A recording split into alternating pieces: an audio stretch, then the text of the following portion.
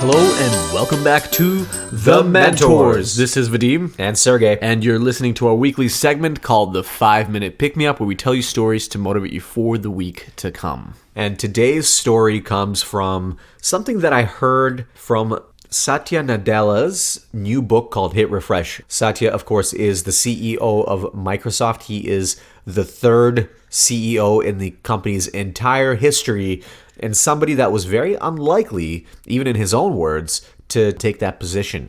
And he tells this story in his book about an interview he had early on in his career, where the person that was interviewing him asked him this question. He said, if you were walking down the street and you saw a baby on the sidewalk, abandoned, what would you do?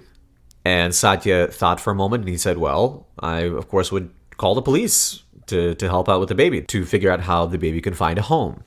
And the executive paused, and he said, Satya, my friend, you have to learn some empathy. If you see a baby on the sidewalk, the first thing that you need to do is pick that baby up to make sure that he or she is okay, and then you figure out how to call the police, right? You're not going to call the police as that first thing. You need to make sure the baby is okay. And that is something that stuck with Satya from that day forward. And what motivates this episode, which is me and Vadim wanted to explore whether empathy is really something that can be learned or whether it's just a trait. And it turns out that studies show that it is more than just a trait. In fact, 20% of all US employers, corporations, they actually offer empathy training for managers, and they wouldn't offer it if it didn't work in some way, shape, or form. And in a recent survey, 80% of CEOs that were surveyed of companies said that empathy is the key to success. So it's something that companies, this is from a Harvard Business Review article that I pulled up from May of 2019. Given this book, given a lot of interviews with Satya Nadella about empathy, and the fact that there's articles like this coming up on Harvard Business Review, it's clear that empathy is now front and center as more than just a trait, but a skill that needs to be learned and practiced by people that want to be leaders. Now, Sergey and I meet with entrepreneurs on a weekly basis.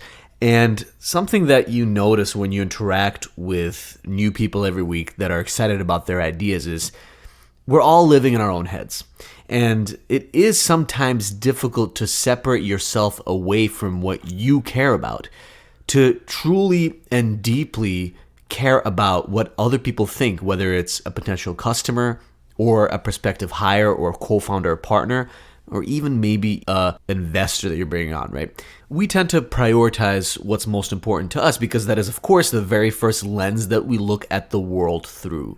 But luckily, learning to be empathetic and essentially putting yourself in other people's shoes, learning how to do that more consistently, is not only possible, but it can actually be the thing that can add to your success. Even if you think you're empathetic now to other people, think about the last time you really acted completely selflessly. Now, why is this important? Why are we talking about this? It's not like, you get taught in grade school that caring about others is important, sharing, etc. But that's not what we're talking about here. Practically speaking, in business, if you cannot understand what motivates your customers to buy, to make a purchasing decision, what motivates your employees to work for you and continue to work for you and to work hard for your company based on what they want out of their lives, out of their professional and personal lives, then you're not going to be able to be a good leader. You're not going to be able to make products that people want. You're not going to be able to persuade for people to work for you and want to sacrifice parts of their lives for you. So, as you can see, having an empathetic lens is critical to be able to work with people and to get productive things done, which is why CEOs are paying attention to this. So, Sergey, is there such a thing as being too empathetic?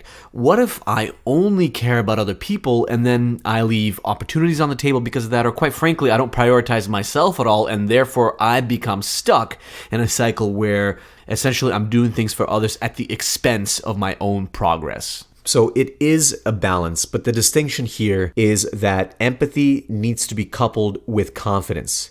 Confidence in the fact that you have value, that you can bring value, and based on that value, you should have certain opportunities as well. So if I'm someone that is very confident, but sometimes can't get out of my own way, if you will, where I just don't come off as genuine every time in my interactions, or people don't default to thinking that I truly, really care about them and what they feel and where they want to go in life.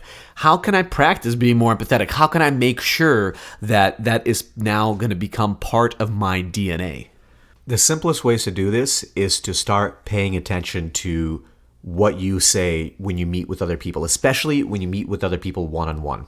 Do you find yourself just waiting till they finish talking so you can talk, right? That shows that you're not truly listening. So if you really listen to other people and then you follow up what you heard with thoughtful questions that show that you actually want to know about them as a human being and what drives them, what motivates them, why they do what they do, then people will see you as somebody as empathetic. And by learning about what motivates them, then you can adjust your approach and your relationship with that person. In our jobs, what we do with entrepreneurs every day is we're trying to give them advice. But most of the time, we spend more than half the meeting asking questions to understand why they're doing what they're doing before we give any kind of advice, because advice is useless unless you know what the person cares about. That kind of listening and that kind of true trying to understand what someone's motivation is, in the beginning it might be unnatural, but as you practice that, as you practice asking those questions and being a curious human being when you interact with others, it will become more natural over time. You'll also be able to see firsthand the tangible value that you're now creating by showing to somebody that you actually care about them. You'll notice that their work is better, they're more likely to be loyal to you, and quite frankly, that things get just a little bit easier when there's some more inherent trust involved in the relationship. So one really simple thing you could do this week to start practicing more empathy is schedule a couple of check-in meetings, whether it's with a colleague, a boss, or somebody that reports to you directly, and don't have a purpose necessarily for the meeting, just have the meeting to learn a little bit about them, to check in, to see how they are, or maybe even have a broad conversation about where they want to take their careers. That alone will make them feel valued and will be one incremental step towards a more empathetic you. When Satya Nadella was asked by the board of Microsoft to become their new CEO, the third in the company's history, I believe it was in 2014, after Steve Ballmer stepped down, his response was, "Only if you want me to."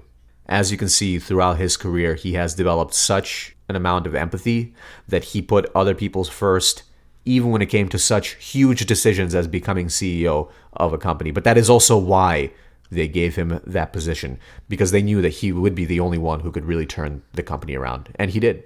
That's it for the 5-minute pick-me-up this week. We hope you have a wonderful week ahead as we get closer and closer towards the holidays. And of course, as always, we'll see you on Wednesday.